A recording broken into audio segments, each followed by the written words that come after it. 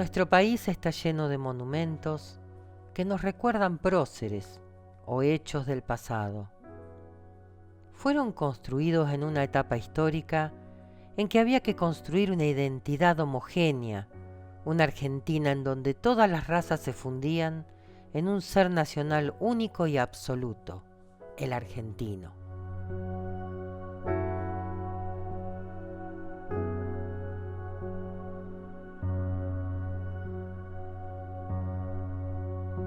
Bueno, los monumentos serían como la base material de lo que se elige recordar, ¿no? ¿Y qué recordar? Esa sería la gran pregunta. ¿Qué memoria? Siempre se habla de que los monumentos evocan una memoria. Y la cuestión es, básicamente, la memoria de quién están esos monumentos, para quién recordar esa memoria, ¿no? Hay que hacer un análisis de cada monumento, en qué momento histórico se eligieron construir, para poder identificar sobre qué memoria y quiénes quieren que recordemos determinados hechos o personas, ¿sí? Bueno, los monumentos son muy importantes para eso, porque se van resignificando, ¿sí? En el momento en que se constituye la nación argentina como Estado-nación, la ideología del momento lo que hace es, bueno, hay que conformar una identidad argentina, y esa identidad argentina se construyó con una base, el pilar es la educación, ¿no? Y se construyó a través de negar el pasado indígena, ¿sí? Es decir, estuvieron, pero se extinguieron, ¿no? Y por lo tanto los argentinos descendemos de los barcos. Y eso se construyó a través de la escuela, de la educación, de los actos escolares, y se construyó también a través de estos íconos en las plazas, donde están los héroes, los soldados, los generales, las calles, el nombre de las calles, los nombres de las ciudades, donde taparon los nombres indígenas y pusieron los nombres de los generales que supuestamente los fundaron, ¿no? Como que ese es el inicio. En el caso de la batalla de Cochicó, que fue en 1882, en esa batalla se enfrentan los indígenas al mando del cacique José Gregorio Yancamil contra el ejército nacional, y según las partes del ejército, que los que escriben son los del ejército, 25 soldados combaten y le ganan el combate a más de 300 indígenas, ¿sí? Entonces, ese relato pasa a ser como algo muy heroico. En ese relato, bueno, estos soldados que murieron fueron enterrados en el cementerio de esa zona, ¿no? De Victorica. En 1926 se hace la Plaza Victorica y se le hace una pirámide, recordando a esos héroes de Cochicó, que serían los soldados, ¿no? Que combatieron contra lo primitivo, ¿no? Que en ese momento se concebía que era lo primitivo, que sería lo indígena. Es decir, los partes de guerra los escriben los que escriben en ese momento, que serían los jefes del ejército, y se solían inflar, dibujar los números, porque cuanto más matabas, es decir, cuanto más heroico era, más dinero después recibías, mayores beneficios, ¿no? Nombramientos, etc. Muchas veces, al leer el agradecimiento a los héroes de la conquista en diferentes placas o monumentos, me sentí separada del resto, excluida, como que una parte de la ciudadanía argentina agradecía a ciertos héroes por haber matado y exterminado a mis ancestros. ¿Pero no era yo también ciudadana de este país?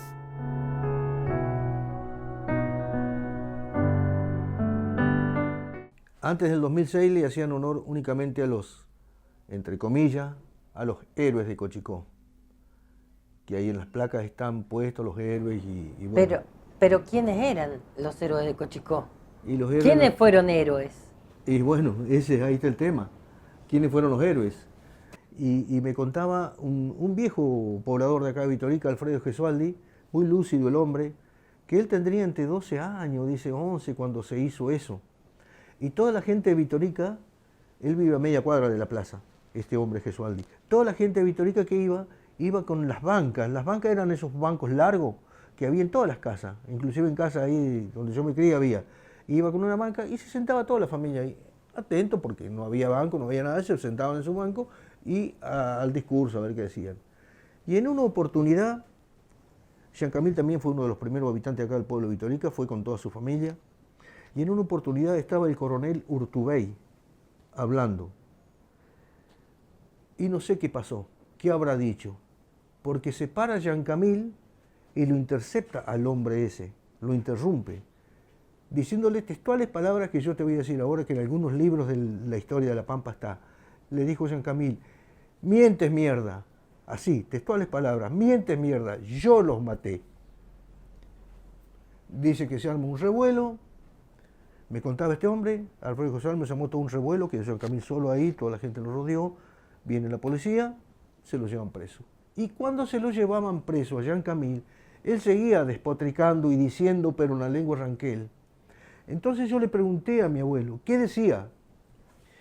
Y bueno, y mi abuelo dice, mirá, lo que pedía, mi abuelo me decía así, lo que pedía tu abuelo, no me decía tu bisabuelo, lo que pedía tu abuelo era que el día que él muera, o cualquier cuiviqueché, cualquier paisano de los de él, que le rindieran los mismos honores que le estaban rindiendo a esos asesinos, ladrones.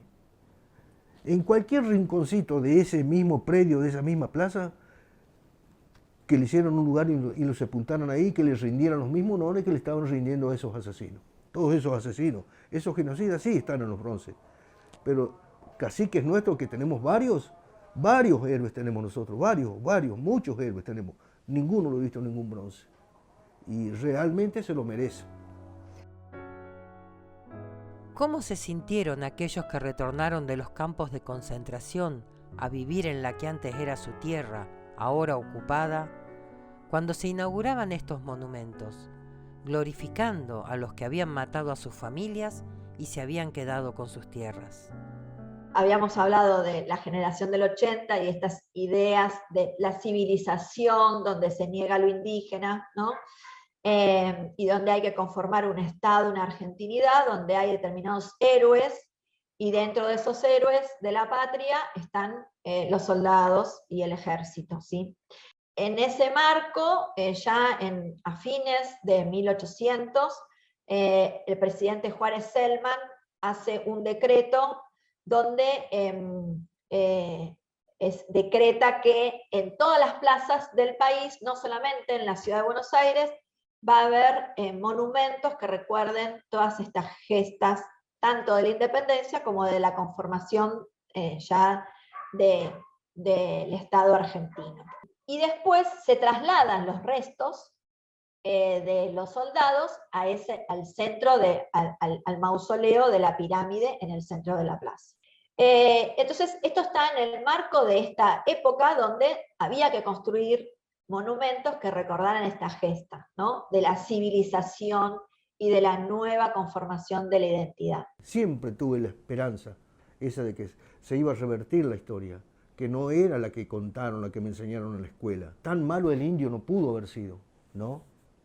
Y yo, cuando fui a la escuela, fui muy discriminado por ser descendiente de aborigen, por ser Jean Camil. Entonces, yo venía con problemas siempre a mi casa. Le decía a mi abuelo, che, abuelo, mirá, en la escuela me dijeron esto, que nosotros éramos los peores, los asesinos, los mugrientos, los muertos de hambre, los ladrones, de todo el indio. Todo una mala, nunca una buena para el indio, todas malas. Así que los buenitos siempre fueron ellos. Los Wincas Rehuá, como yo digo, los que nos mataron a nosotros, mataron a nuestros ancestros, ¿no? Y mi abuelo me explicaba, mira, algún día vas a entender esto y vas a ver que no fue así, me decía mi abuelo, con toda la calma que él tenía, ¿viste? Me decía, tranquilo, hijo, algún día te vas a dar cuenta, vas a ser mayor y vas a ver. Y ahí vas a saber diferenciar quién era quién. Y yo siempre me quedo en las palabras de mi abuelo. Así que bueno, después cuando fui grande, que ya no fui más a la escuela, no estudié porque no tuvimos la posibilidad de estudiar, me di cuenta que no era así, que era otra la historia.